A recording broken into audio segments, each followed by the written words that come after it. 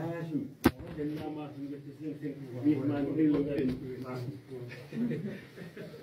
Çağırcık giyecek şovunu öllüye diye dermanla deyince bu hemmesi hayırlansın.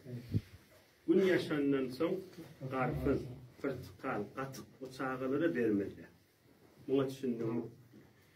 Uğuruk yağı biliyemez.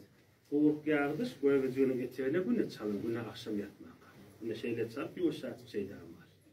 Çağılı giyecek şovunu öllüyerliği içinin üşüklüğünden. İçinin üşüklüğünü ayıracak olsanız da uğuruk yağı çalmalı. Giyici de karpız,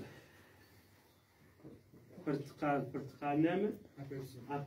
Apelsin, bir de hıyar, bir de katık vermeliler çağa. Gün yaşandan sonra. Yine de olmasa ona zencefil demler içmeli oluyor. Ne mi demlemeli? Zencefil. Üzüm yağacak demleyen, soğutlayan, limon tuş sıkıp soğucuk atıp veremez. Kışta limon tuş sıkmasan da oluyor. Zencefilin kızgınıken için bir mi kızgın et diye. Demleniyerliği zencefil içi kırgınacak olur yani. Onun tomusu kızgın ziyan verecek olsa azıcık limon sıkamalı. Limonun kızgınına ayırıyor. O düşünüp gördün mü?